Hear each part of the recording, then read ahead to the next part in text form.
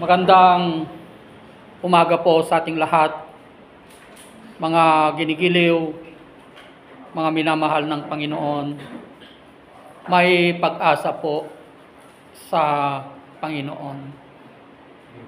Ang ibabahagi ko po sa inyo sa umagang ito ay paano ba natin makakamtan ang buhay na walang hanggan? Paano nga ba natin makakamtan ang buhay na walang hanggan? Nang ibig sabihin ng buhay na walang hanggan ay makasama po natin ang ating Panginoong Hesukristo sa kanyang paraiso, mga ginigiliw. Alam nyo, sa bansang Israel, kapag mayaman ka daw, yan ay isang palatandaan na malapit daw ang Diyos sa iyo, na pinagpapala ka daw ng Panginoon, mga ginigiliw. At kapag ikaw ay mahirap,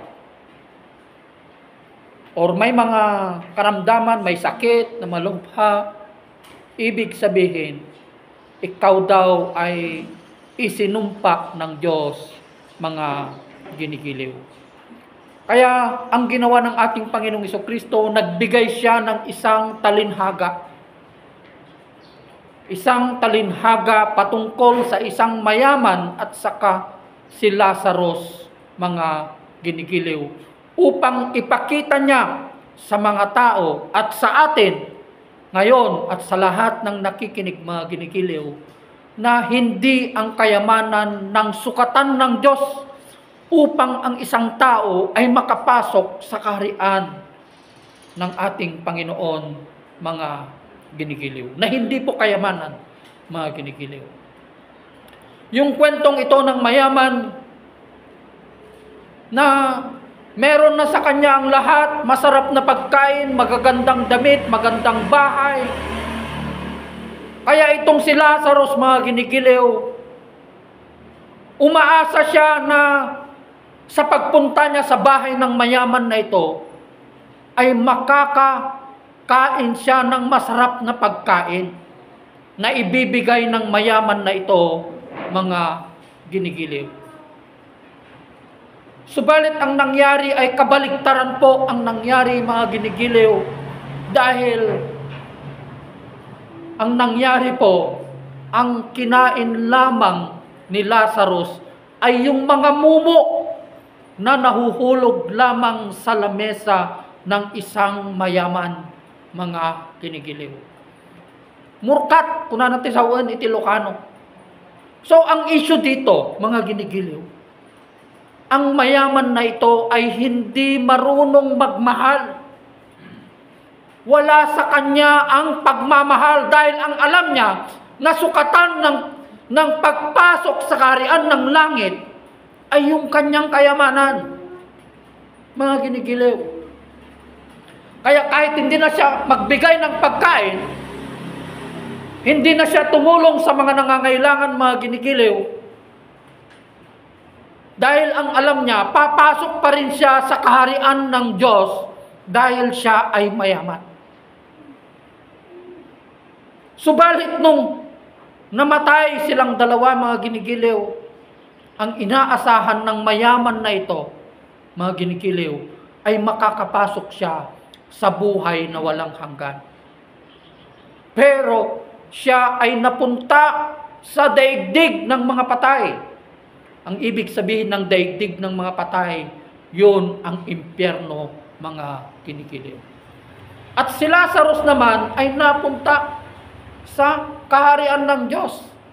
Andun siya sa tabi ni Abraham, mga ginigiliw, sa bosom ni Abraham, nakahiga siya sa tiyan ni Abraham. Kaya ang nangyari, yung inaasahan niya na pagpasok sa kaharian ng Diyos ay hindi pala nangyari, mga ginigiliw. Yun ang sukatan ng mga ibang mayayaman at matatalinong tao, mga ginigiliw, ng kanilang sukatan ay ang kanilang kayamanan, mga ginigiliw. May isang kwento dito, mga ginigiliw, May isang binatang mayaman. Binatang mayaman. Lumapit siya sa ating Panginoong Hesukristo. At tinanong niya, mabuting guro, sabi pa niya. Sinabi pa niya na mabuti siyang guro. Kaya sinabi ng ating Panginoong Hesukristo, isa lang ang mabuti ang Diyos. Ibang lesson na po kasi yun, no? Ibang lesson po yung kabutihan. So, ang nangyari po mga ginigiliw, no? Nung sinabi niya, ano ang dapat kong gawin, sabi niya, upang makamtan ko ang buhay na walang hanggan. Yun ang tinatanong ng mayaman na binatang ito sa ating Panginoong Hesukristo, mga ginikilig. Ang sinabi niya, basahin po natin para alam natin kung ano yung kasagutan niya. Na ito ang basehan ng mga tao hanggang ngayon, mga ginigiliw, na ang pagsunod ng kautusan, ito ang alam nila, no? Na sukatan ng kanilang kaligtasan. Ito ang sukatan ng mayayaman na tao, matatalinong tao, abogado, doktor, pinakamataas, doctorate. Ito ang sukatan nila. Ito ang alam nila na sukatan upang makapasok sila sa kaharian ng langit. No?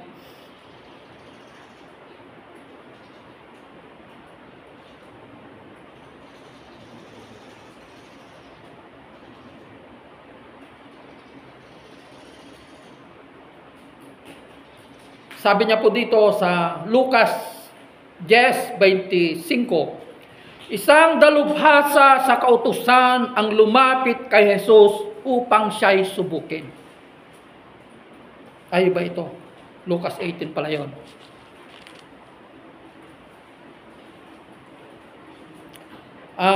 Lucas 18:18. May isang pinuno ng bayan na nagtanong kay Jesus, mabuting guro, ano po ba ang dapat kong gawin upang makamtan ko ang buhay na walang hanggan? Tinatanong niya sa ating Panginoong Hesukristo kung paano makapasok sa kaharian ng Diyos upang makamit niya ang buhay na walang hanggan. Bakit mo ako tinatawag na mabuti? Ang Diyos lamang ang mabuti. Alam mo ang mga utos. Yung 10 commandments lang, hindi na yung kalimutan natin yung 613 na laws. Mga ginigiliw. Huwag kang mangangalunya, huwag kang makikikabit, huwag kang papatay, huwag kang pumatay, huwag kang magnanakaw, huwag kang tatayong saksi para sa kasinungalingan, at igalang mo ang iyong ama at ina. Sabi niya. Sinabi ng lalaki, alam ko na po lahat ang mga yan.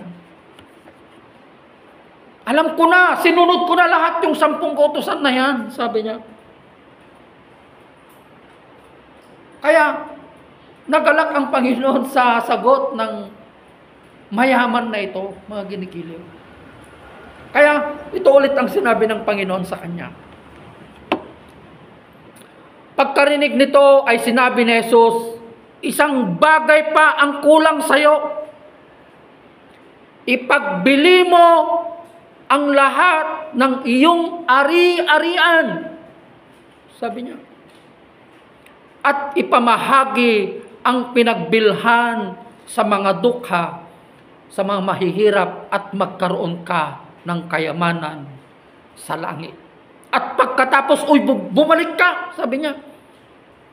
At sumunod ka sa akin. Nalungkot ang lalaki nang marinig yon sapagkat siya'y napakayaman. Nalungkot ang lalaki sapagkat siya'y napakayaman, mga ginigiling. So, makikita natin dito na ang mayaman na ito, mga ginigiliw, ay hindi siya nakasentro sa Diyos, kundi siya ay nakasentro sa kanyang kayamanan. Anong sabi niya? Ipagbili mo ang lahat ng iyong kayamanan. Lahat ng meron sa iyo, ipamigay mo. At susunod ka sa akin. At pagkatapos ay susunod ka sa akin. Sabi ng ating Panginoon. Hindi niya sinabi dito na ipamigay mo ang pinagbilhan mo sa mga kamag-anak mo. Hindi niya sinabi Hindi niya sinabi sa girlfriend mo, sa boyfriend mo. Kasi maraming tumutulong ng ganun Dahil umaasa sila na ibabalik nila kung ano yung ginawa nila sa kapwa nila. Di ba? Na may mga mayayaman, may mga tao, may mga pera, pinipili lamang nila ang mga taong tinutulungan nila. Ang mga taong tinutulungan nila ay yung mga taong may pakinabang sa kanila, mga ginigiliw. Na umaasa sila, nasusuklian sila kung ano yung ginawa nila sa kanilang kapwa, mga ginigiliw. Opo. Kaya, dito ang nangyari. Kaya, inuulit ko, hindi niya sinabi dito, mga ginigiliw, at ipamigay mo sa iyong mga kamag-anak. Hindi. Ipamigay mo sa mga dukha, sa mahihirap. Sabi niya po, mga ginigiliw. Pero, ang mga katagang ito na sinabi ng ating Panginoong Hesukristo, sinusubok niya kung gaano kamahal ng taong ito ang Diyos. Sinubok niya kung kaya niyang ibigay ang lahat para sa kanyang kapwa. Pero hindi pala niya kayang bitawan ang kanyang kayamanan, mga ginigiliw. Kaya siya'y tumalikod dahil siya'y napakayaman. Anong sabi ng ating Panginoong Hesukristo sa kanya? Anong sabi niya po? Napakahirap ang isang mayaman na makapasok sa kaharian ng Diyos. Mas mabuti, mainam na makapasok ang isang kamelyo kaysa isang mayaman sa kaharian ng Diyos. Sabi po ng ating Panginoon, mga ginigiliw. Hindi masama ang mayaman. Hindi po masama ang mayaman, mga ginigiliw. Hindi masama ang magtrabaho. Hindi masama ang magnegosyo. Pero, ito po, tatandaan po natin ito.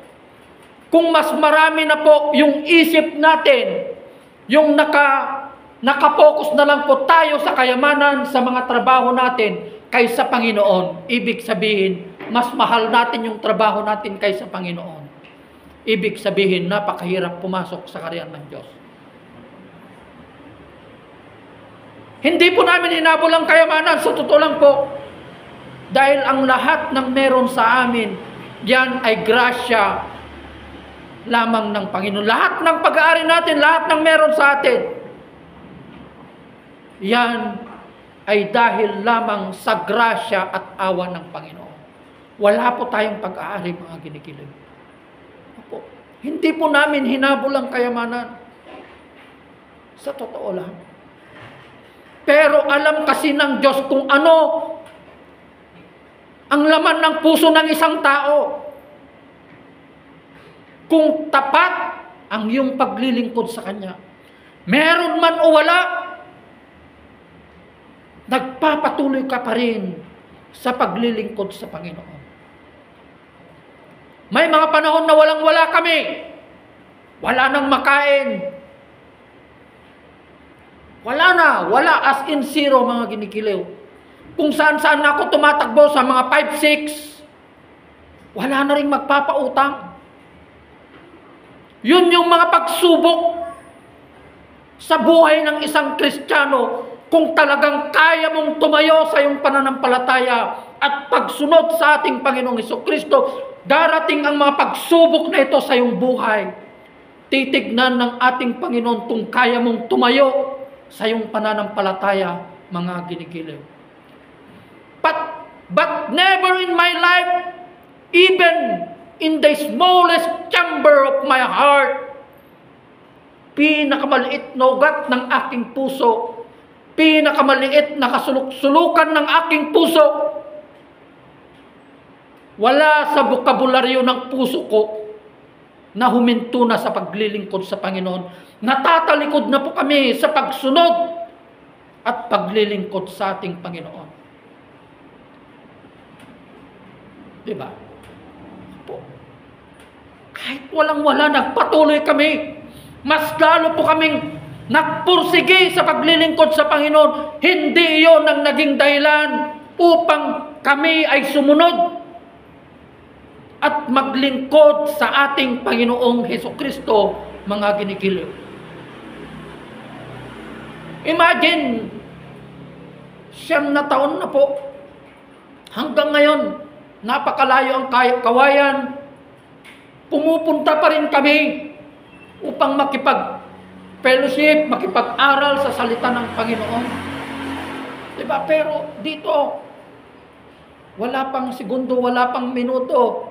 Naghihintay lang naman kami. Pero walang pumupunta para makinig ng salita ng Panginoon, mga ginigiliw. And yet, gusto nating mayaman, gusto nating magkaroon ng kayamanan na galing sa Panginoon. Ito. Kaya sabi ng Panginoon, hindi ko ibibigay ang kayamanan ng mundong ito. Baka gamitin mo lang sa pagyayabang, sabi niya, nasa James yun, di ba? Nasa James yun. Nasa Santiago po yun, mga ginigiliw. Kaya dito sa istorya na ito, mga ginigiliw, sa mayaman na ito, alam nyo, sinubok lang naman ng Panginoon kung gaano niya kamahal ang Diyos. Alangan na hayaan niya yung lingkod niya na maghihirap, di ba? Alangan na hayaan niya na ibigay mo na lahat, sige. Huwag ka nang mag-iwan hanggang gusgusin ka na. Hindi naman ang gagawin ng Panginoon. Kung alam niya yung puso mo na magbibigay ka, enough. Sasabihin sa'yo ng Panginoon, enough. Mag-iwan ka naman para sa sarili mo. Sinubok lang siya ng Panginoon kung gaano niya kamahal ang Diyos. Pero ang taong ito ay nakasentro sa kanyang kayamanan at sa kanyang pera. Mga ginigiling. Kaya napakahirap pumasok sa karyan ng Panginoon. Ng pagkakalam ng sanlibutan ng tao, napakadaling pumasok sa karyan ng Diyos. They are claiming, many people claim that when they will die, they will go to heaven. Basahin nyo yung 1 Peter 4:17. Anong sabi ni Peter? Kung ang matuwid na tao, matuwid, napakahirap maligtas. Ano kaya ang kahihinatnan ng isang taong patuloy na gumagawa ng kasalanan at hindi kumikilala sa Diyos? Sana marinig ito ng mga tao, ng mga matatalino, ng kanilang basehan, ng kanilang kaligtasan ay ang kanilang kayamanan at ang naabot ng kanilang katalinuhan, ang kanilang natapos na pag-aaral, mga ginigiling. Kung bakit sinabi ito ng ating Panginoon sa mayaman na ito, sa mga matatalinong tao na ito, mga ginigiliw, dahil ang mga taong matatalino na ito at mayayaman, nakasentro sila sa kanilang sarili at sa kanilang kayamanan. Wala sa kanila ang pag-ibig. Diba? Katulad ng mayaman na ito, hindi niya mahal ang kanyang kapwa. Diba? Kaya iba yung approach ng ating Panginoong Hesukristo Iba kung paano niya nilapitan ang mga mapagpakumbabang tao, yung mga the poor in spirit, at sa mga yung taong self-centered, yung nakatingin lang sila sa kanilang sarili na sila ay matuwid at mayaman. Anong sinabi ng ating Panginoong Hesukristo sa mga mangingisda, sa mga babaeng nagbebenta ng aliw, sa mga mahihirap na lumapit sa Kanya? Sinabi niya ba sa kanila na, love the Lord your God with all your heart, with all your soul, with all your mind, with all your strength? Ang pinagsabihan ng ating Panginoong Jesucristo sa mga katagang ito sa Matthew 22:37 and 39. Sinabi niya ito sa mga taong nag-aral ng kanyang pagka-Diyos. Love the Lord your God with all your heart, with all your soul, with all your mind, with all your strength, and love your neighbor as you love yourself. Ang sinabi ng ating Panginoong Jesucristo sa mga mahihirap, hindi yun ang sinabi niya sa kanila, love the Lord your God. Dahil alam ng ating Diyos, alam ng ating Panginoong Jesucristo na mahal nila ang Diyos. Ang sinabi niya sa kanila, sumampalataya ka sa anak ng Diyos. Sumampalataya ka sa anak ng tao. Bakit siya tinawag na anak ng Diyos? Why he is being called the Son of God? Why he is called the Son of Man? Dahil ipinanganak siya bilang isang tao. Kaya tinawag siyang anak ng Diyos. Dahil siya ay nagkatawang tao, ang Espiritu ng Diyos ay nagkatawang tao, mga ginigiliw.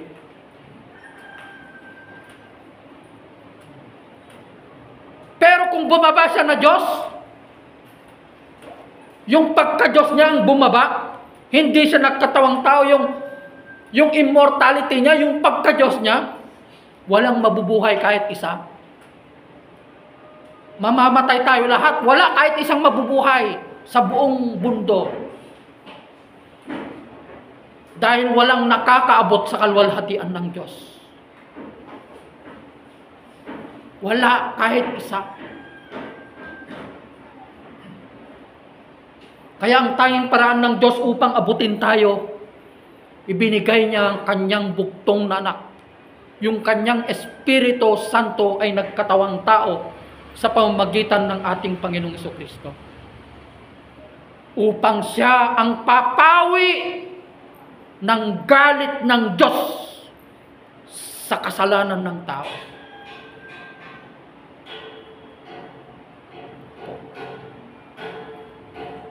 Diba? Kaya, alam nyo, napakahirap pumasok sa kaharian ng Diyos. Baka ang pagkakalam natin, lahat tayo, happy birthday in heaven, Papa. Ako nga, even my father, I do not claim na pagmamatay siya, pupunta sa langit eh. Nagbabasa kayo ng Bible Bakit? Kasi yung pagbabasa niya ng Bible, hindi